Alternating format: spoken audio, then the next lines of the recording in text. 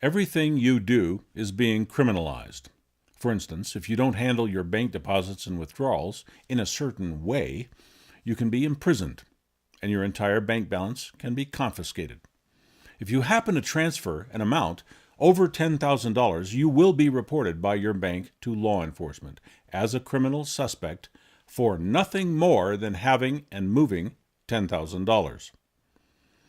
If you transfer your funds in smaller amounts, you can be accused of trying to avoid the $10,000 reporting rule, and you can be imprisoned, and your bank account can be confiscated because you transferred amounts less than $10,000 at a time, and that's been defined by your government as money laundering, a crime.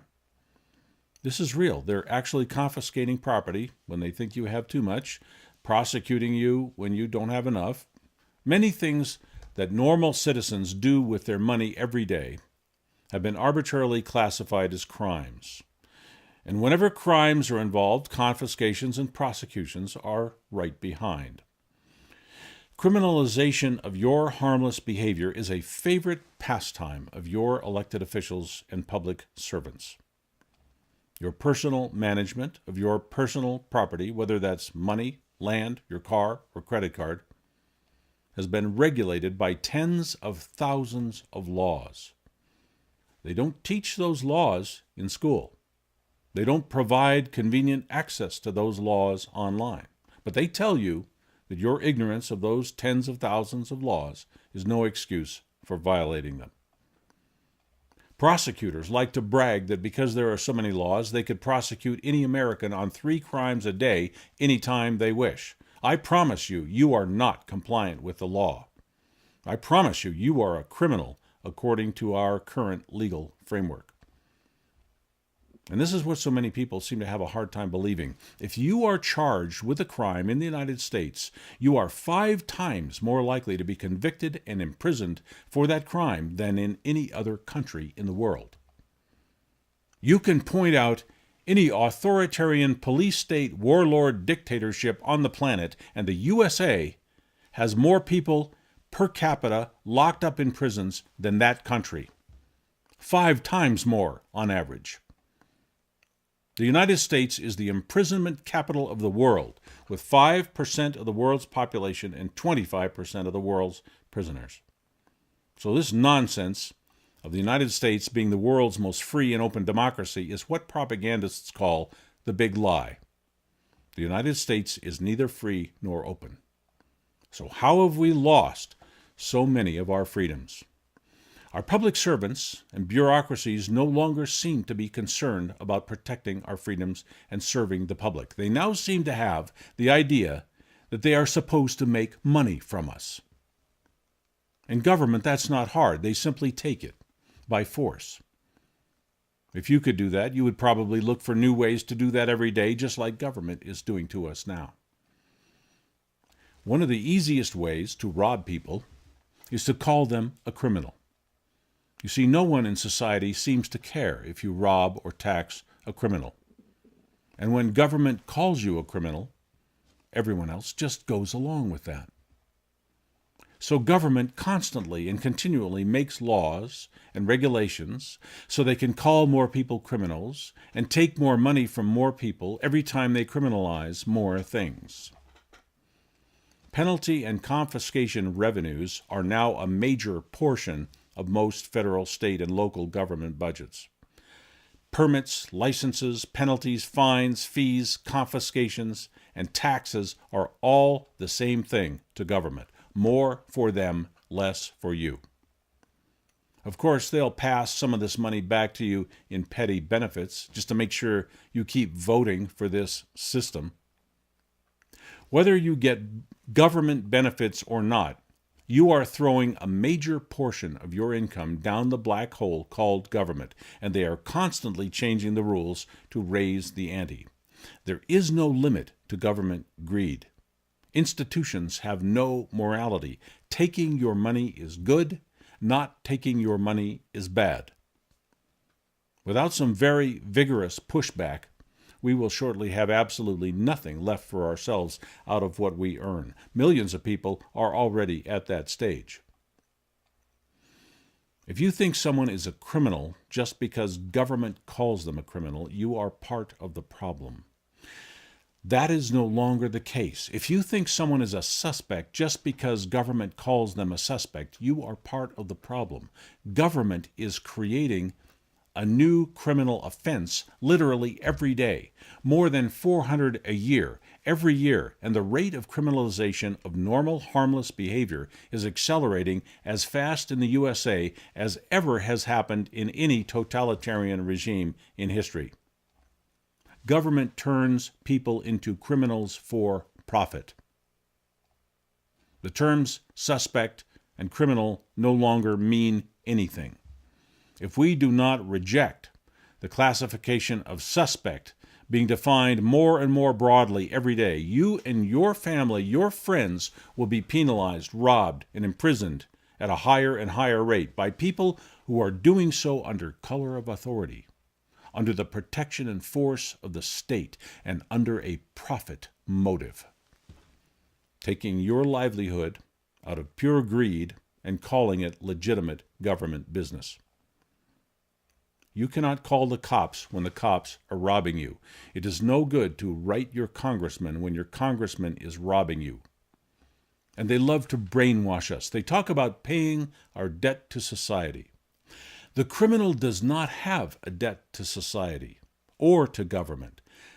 The criminal only has a debt to his victim. When was the last time you heard of a court taking a fine and giving it to any victim? Judges actually put a portion of the fines they take into their own pension funds. Would you say they have a conflict of interest here? When a judge sees you walk into his courtroom, he cannot see you. He can only see dollar signs. If we are ever to have justice in this country, we are going to have to look at the concept of crime very differently. We are going to have to insist that in order for something to be truly criminal, there must be a victim filing a complaint or claim. There must be an injury, damage, or loss caused to a human being which requires remedy. If there is no injured party, there is no crime, and there is no criminal. I know that our laws, codes, and regulations say differently, but the moral and legal principle on which our country was founded, if you have not caused injury, if you have not harmed anyone, you are innocent, and you may not be penalized. No injury, no crime.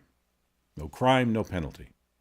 Media propaganda says we are all criminals, and we must be spied on, controlled, and penalized constantly so we will all behave ourselves, and chaos will not erupt spontaneously. Education, law, and government has trained us to think that any behavior is criminal if there's a law, code, or regulation calling it that. Calling something criminal does not make it criminal, just as calling something fruit juice does not make it fruit juice. In order for you to have a crime, you must have an injury and the intention on the part of the criminal to cause that injury or some evidence of negligence where the injury should have been prevented. Believe it or not, rolling through a stop sign is not a crime. Speeding itself is not a crime unless the speeding is the direct and only cause of an accident. Whether or not speeding causes the accident, the crime is not speeding. The crime is causing the accident. Sometimes you can avoid a collision by speeding. Speeding itself is not a crime. By telling us that speeding itself is a crime, government takes hundreds of millions of dollars from drivers every year, in most cases when no one was injured or damaged in any way. Sure, speeding is often hazardous, but the proper way to deal with that is to penalize people who cause an accident by speeding, not by penalizing speeding when there is no accident. Penalizing behavior for behavior's sake is simply a way to cast a huge net over society and penalize and rob millions of innocent people every day without providing any real deterrent or public benefit. It is pure theft and massive unjust government enrichment. Some countries have experimented with doing away with traffic laws altogether, and traffic accidents did not increase at all. What prevents accidents is good highway design, markings, signage, not highway pirates robbing you for your behavior. It's a simple human nature. It's stupidly obvious. People do not want to have collisions on the highway. We're going to try to avoid that, whether or not government is sending out squad cars of revenue collectors to nab us. If we're informed that texting and driving is a terrible hazard, we will adjust to that and try to keep from killing ourselves. We don't need laws, we simply need information. But just giving us information does not make government rich. Making government rich is the new and exciting fad that our government discovered for itself back about 30 seconds after government was created. The idea that society would be a chaotic, crime-infested hellhole unless you have police, government, and piles of laws is a ridiculous lie. The most peaceful civilizations in history were those that had no government, no laws, and no police. Most of us simply want to live in peace, and we do not need a police state to calm us all down. Yeah, we can be paranoid, we can fixate on all the dangers in life, we can allow a quasi-military assault force to make us all feel safer. By doing that, we are letting government pretend they can eliminate all problems in society by punishing and fining any behavior that they decide is risky or inappropriate. That is a major problem, because that means we can be punished for doing anything the government calls risky or suspicious. The government can take our money by telling us we are behaving badly. Government has turned that into a growth industry. There's no limit on what government can call bad behavior. There's no limit to the amount of money they want to take from us. This has become a major problem for society. In case you have not noticed, government is out of control, and you cannot manage your money freely without risking being put on some suspect list. This is a major defect in our civic structure. Our government can use its authority and monopoly on violence to enrich itself. We have been brainwashed into regarding everything government does as legitimate. It's no wonder they're taking our money. We're letting them. We're not objecting. We're not resisting that. Government, which should be challenged constantly, is hardly ever challenged because government tells us they're always right. Anyone can tell you they're right. Does that make them right? Never be suckered into the criminalization propaganda and mindset. Never view someone as a criminal for simply being called a criminal by government, or for harmlessly disobeying a behavioral dictate made up by a bureaucrat. A few basic rules are always a good thing, but we are way, way past that now. It is not the business of government to make judgments on our harmless behavior, and government needs to be told that. Here's how to keep your perspective on who is and who is not actually a criminal. If there is no injury, no victim, no damage, no violation of rights, no loss of property or opportunity, then there is no crime, and there is no criminal. Carrying a bag of marijuana is not a crime. Giving drugs to children is a crime, because drugs are harmful to children, and the harm can be seen and recorded as evidence. But unfortunately, when something can be harmful, government does not just criminalize the harm. They love to criminalize everything associated with the harm, so their net of fines and penalties can be cast much farther, and government power can be made absolute. Putting solar panels on your property without a permit is not a crime. But it's amazing the amount of criminalization we've accepted and now take for granted. Refusing mandatory state education of your child is not a crime. Exercising property rights is not a crime, such as refusing to pay property tax. Refusing to be enlisted as a slave is not a crime, such as assessing taxes on earnings from your own labor. Refusing cooperation or compliance with a public servant is not a crime, although if there is an immediate concern for public safety, compliance is probably a good idea. The point is, you do not owe service just because government wants your service. You are not a criminal just because government or the law says you are. Government no longer operates on a moral foundation of right and wrong. Government now operates on a foundation of self-interest, self-protection, self-promotion, and senseless control of the public in completely excess and inappropriate ways. This may go against your view of how to make an orderly society. Nazi Germany was an orderly society. Order may be nothing more than evidence of tyranny. Order may be nothing more than the prohibitions on freedom, the elimination of rights, and the suppression of liberty. You are just as unsafe when things are too orderly as when they are disorderly. In fact, you are far more danger when the state is committing crimes against you than when we are all simply trying to get along on our own terms without state control. Civil forfeitures by law enforcement, the wealth that government outright steals from the public now exceeds all the money and property stolen by non-government thieves and criminals every year. Let that sink in.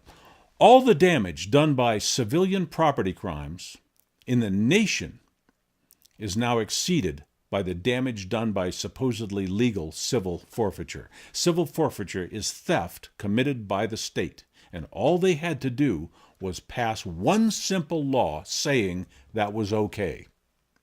This is what happens when no one's questioning the legitimacy of government. We are no longer overseen by the limited and morality-bound government of the past. We are now overseen, ruled, you might say, by an enemy, a very hostile and powerful enemy who has targeted what we earn and what we have for seizure by any means possible. And when you are the government, everything is possible. They have openly declared war on us by civil forfeiture, by unlawful searches and seizures when we use air travel, by mass surveillance on all of our digital devices, by IRS theft without due process, by taxing the most basic right, the right to own property. Government has declared you are nothing to government but a place from which to steal money. How safe will you feel when the police find a reason to suspect your car was used in a crime and they seize your car in a traffic stop? It happens every day, and no one's even charged with a crime. They just take somebody's car. What would you think if that happened to your neighbor? We can turn against people we know just because government tells us to do so. Your neighbors, family, and friends, and even strangers on the street are not criminals unless they have intentionally caused injury, damage, or loss to another human being. They are not criminals just because a corrupt and greedy government calls them criminals. True criminals are a very rare thing. If there's no injury, damage, loss, or violation of rights, then there is no crime, no criminal, and no legitimate authority by the state to penalize, fine, tax, license, certify, obstruct, or prohibit anything. You are not made safer by allowing your government to punish everything in sight. We must learn to protect ourselves for a change and tell the government to stay out of our affairs. Only when we are all recognizing the dangers of statism and authoritarianism and demand that our government stay inside a small and well-defined box can we stop and reverse the very obvious current trends toward state tyranny, control, and the wholesale impoverishment of society. Our government has now admitted that it conducts unlawful mass surveillance on every American. But our government does not prosecute itself for its crimes. Crimes committed by government are utterly without deterrent. When they are exposed as criminals, they don't even stop committing the crimes. Tell me this is not out of control. Through your credit cards, your smartphone, your household electric meter, on nearly everything you do, government is collecting a high-resolution diary of your minute-to-minute life from the day you are born to the day you die. All they have to do is look at what you are doing and call it a crime, and you are then owned, controlled, robbed, and persecuted by an out-of-control state apparatus full of amoral bureaucrats who simply want to take your stuff.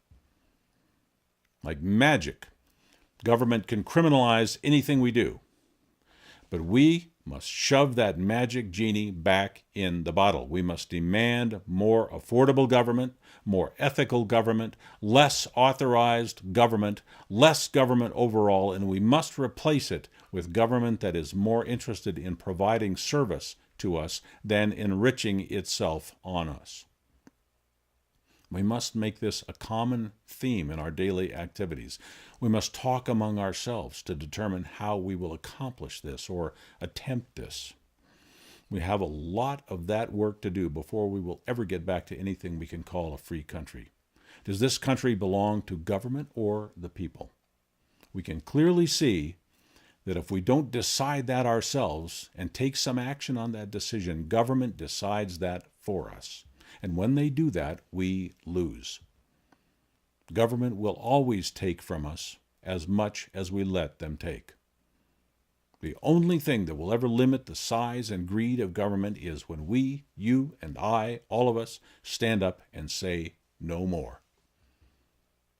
If we don't start doing that soon, no more is exactly what we will have left.